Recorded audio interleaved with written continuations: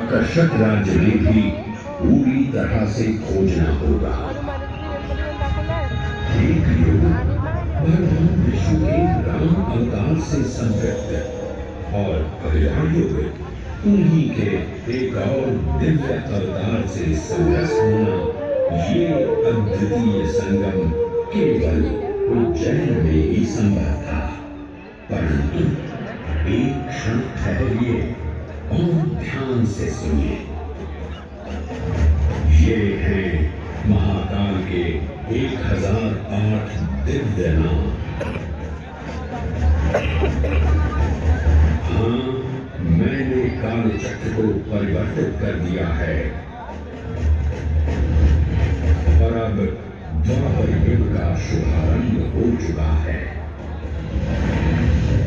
विस्मयपूर्ण हो जाएंगे ये जानकर कि महाकाल के इन नामों को स्वयं भगवान श्री कृष्ण ने रचकर पिरोया था।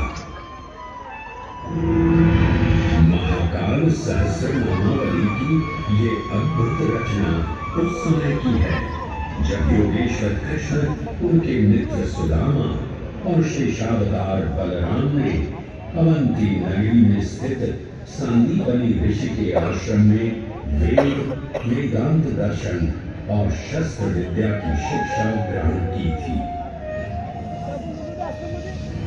कहते हैं कि भगवान श्री कृष्ण को अवंती ने ऐसा मंत्रमुग्ध कर दिया कि यहाँ 64 दिनों तक रुककर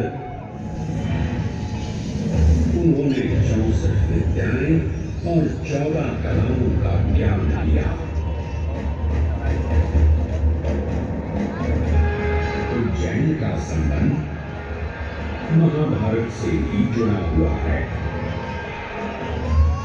इस महान महाकाव्य के वन पर्व में उल्लेख किया गया है कि महाकालेश्वर मंदिर में स्थित कोटितीर्थ जल का स्पर्श मात्र करने से अश्वमेध यज्ञ के समान फल प्राप्त होता था।